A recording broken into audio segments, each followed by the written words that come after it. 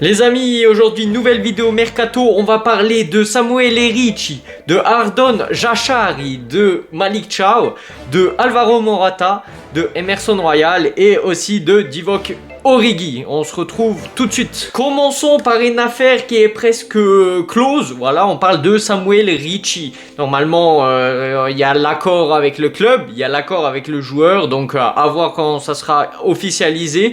Donc on parle du joueur de 23 ans qui joue actuellement à Torino. Il a bientôt 24 ans en août, donc on devrait le payer 20 millions d'euros. Plus 5 millions de bonus, ce que je trouve assez bas pour Samuel Erici, et surtout que déjà cet hiver, l'AC Milan avait essayé d'aller le chercher, et apparemment Torino demandait entre 30, 35, 40 millions d'euros.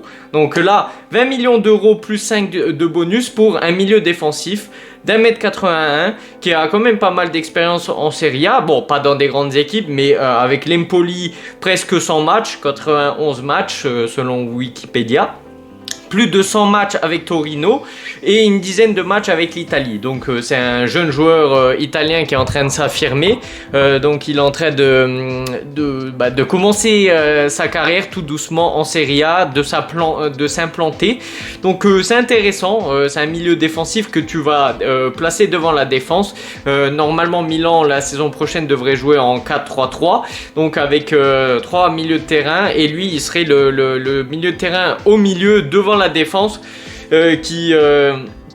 qu'on appelle le play. C'est celui qui récupère beaucoup de ballons parce que c'est un milieu défensif, mais c'est aussi de lui que part toutes les actions. C'est un peu un maestro qui dirige le jeu et qui crée les occasions. Donc Allegri serait content de l'avoir dans son jeu parce que Allegri voudrait créer un jeu, un football dominant où on domine l'adversaire et dans un jeu de dominant, il faut forcément un joueur qui est capable de créer, de garder le ballon et de surtout récupérer le ballon le plus tôt possible. Donc je pense que ça peut faire l'affaire à l'AC Milan et en plus c'est un joueur italien, c'est quelque chose que je voulais absolument, de ramener une identité italienne au sein de l'AC Milan parce qu'on manque cruellement, à part Matteo Gabbia. On peut citer aucun autre titulaire italien au sein de l'AC Milan, à moins que j'en ai loupé un, mais il me semble pas.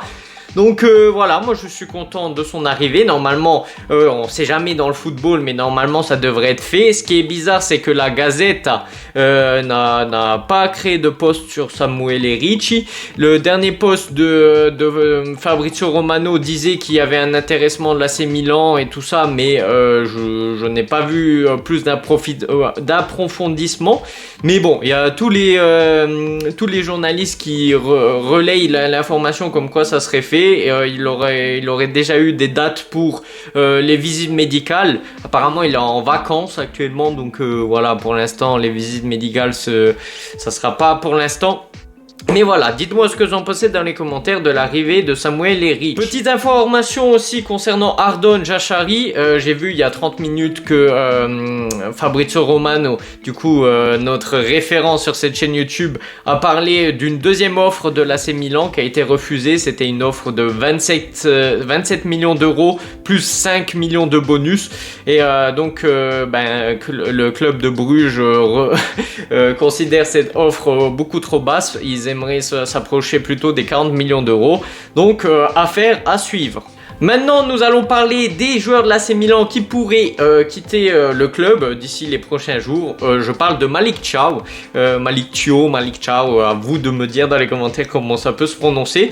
Como serait à la recherche du joueur et offrirait 25 millions d'euros à l'AC Milan pour se décoter, pour se procurer Malick Thiaw. Et il leur propose un salaire de 4 millions d'euros à Malick Thiaw. C'est étonnant parce que voilà, bon, je me doutais déjà que Como était quand même avait un projet concret, voilà, déjà avec Cesc Fabregas qui est un très bel entraîneur. En plus, ils ont une direction des propriétaires qui sont ambitieux, donc ça m'étonne pas, mais 4 millions de salaire, c'est énorme. Dire qu'à l'AC Milan, ceux qui ont 4-5 millions de salaire, on essaie de les mettre à la porte, comme on a pu le faire pour Théo Hernandez. Et en attendant, Thiaw peut se prendre 4 millions de salaire en jouant à Como. Et en plus, en proposant 25 millions d'euros à l'AC Milan, ce qui est énorme. Moi, j'aurais jamais évalué Malick Thiaw à ce prix-là, plutôt 10-15 millions d'euros, parce que voilà, son expérience à l'AC Milan n'a pas été incroyable. Après, je sais qu'il a du potentiel, mais en tout cas, à l'AC Milan, il ne l'a pas exprimé. Donc ça m'étonne énormément. Après il manque du coup il y a l'accord avec Como entre l'AC Milan et Como, mais il manque l'accord avec le joueur qui aimerait retourner jouer en Bundesliga en Allemagne, parce que voilà, c'est un joueur allemand et il aimerait en plus assurer d'être convoqué notamment pour la Coupe du Monde avec l'Allemagne. Donc voilà, affaire à suivre. Et concernant une autre opération de mercato avec Como, apparemment Como serait intéressé d'aller chercher Alvaro Morata. Donc c'est une opération encore plus concrète parce que Fabrizio Romano en parlait. Et le prix devrait être aux alentours des 10 millions d'euros. Et ça dépendra surtout... parce que actuellement, comme vous le savez, Morata est actuellement en prêt à Galatasaray, sauf qu'il faut trouver un accord avec Galatasaray parce que pendant 6 mois ils ont valorisé le joueur, donc ils aimeraient Galatasaray aimerait avoir, je sais pas, une compensation financière pour qu'il puisse partir du coup à Como. Donc affaire à suivre. Après moi je suis pas triste de son départ à Morata qui parte, parce qu'en soi quand il était à Galatasaray, bon, je comprends qu'il a pu fuir la situation à l'AC Milan qui était désastreuse, entre direction, championnat désastreux, Ligue des Champions, etc. Tout a été foireux à l'AC Milan, mais en tout cas il a très mal parlé de l'AC Milan quand il a fui à Galatasaray, donc je ne le voyais pas revenir à l'AC Milan. Donc en espérant qu'il dégage. Et pour vous dire, en l'espace d'1 an, même pas, il aura fait AC Milan, Galatasaray et Como. Donc voilà, affaire à suivre, je vous tiendrai au courant dans les prochains jours. Autre joueur indésirable de l'AC Milan qui pourrait partir, mais cette fois-ci en prêt, c'est Emerson Royal. Donc il y a le Betis Séville, son ancien club, qui sont intéressés pour le reprendre. Sauf que ben voilà, le truc qui me dérange, c'est que ça soit en prêt. En vrai, quand on analyse bien la situation, ils ont fait un fiasco total avec Emerson Royal. Il n'y a personne qui le voulait dans les supporters de l'AC Milan. Personne n'était satisfait d'aller le chercher. Les supporters de Tottenham ont festoyé quand ils ont vu que l'AC Milan voulait acheter Emerson Royal pour 18 millions d'euros. Et il est venu à l'AC Milan, il a fait désastre sur désastre. Il était à 2 doigts de partir à Galatasaray cet hiver, sauf que l'AC Milan, vu qu'ils sont très très intelligents, ils ont décidé de le mettre titulaire en match de Ligue des Champions. Je me souviens plus contre qui c'était, peut-être Girona, et en fait ben il s'est blessé et donc toute l'opération de mercato de Emerson Royal à Galatasaray avait sauté, alors que il y avait tout qui était presque fait. Il y a même Fabrizio Romano qui disait qu'en quoi c'était presque fait. Il y avait les agents de Emerson Royal qui se trouvaient à Milan pour signer les derniers petits détails, et non, nous on a été des bouffons, voilà. Et donc on se retrouve avec un Emerson Royal dans les pattes, qu'on va envoyer certainement en prêt à Betis Séville, sauf qu'on sait très bien que Betis Séville, même si on met une option d'achat, ils vont jamais l'acheter, parce que c'est des joueurs indésirables qu'on a beau envoyer en prêt à droite à gauche, et ils vont toujours revenir. Donc voilà, Emerson Royal, oui, il pourrait partir au Betis Séville, mais je pense qu'il reviendra vite fait, parce que voilà, C'est une sangsue qui s'accroche à l'AC Milan et qui veut pas partir. En espérant qu'il fasse bien, moi je lui souhaite hein, qu'il gère totalement Betis Séville. Mais j'ai du mal à y croire. Parce que pour moi ça n'a jamais été un joueur qui m'a plu. J'étais content lors de son arrivée. Parce que je me suis dit enfin la concurrence pour Calabria. Mais au final il y a eu zéro concurrence. Et je vois pas pourquoi on n'a pas gardé Kyle Walker.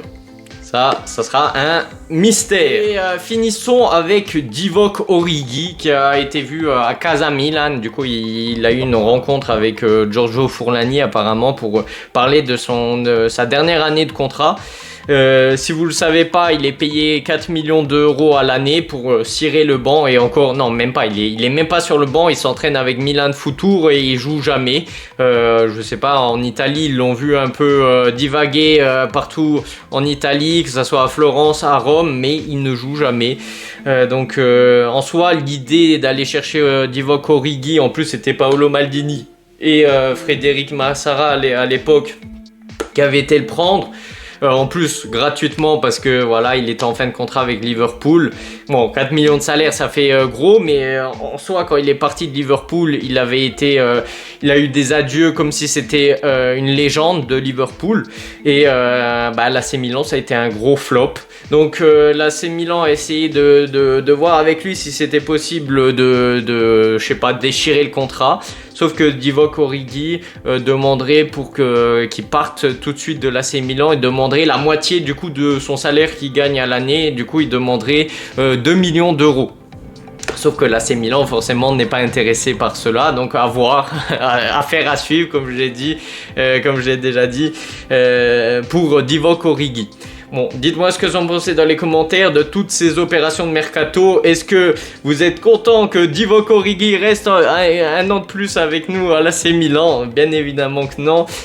Et voilà, on se retrouve pour une prochaine vidéo. Sur ce, ciao ciao, à la prochaine.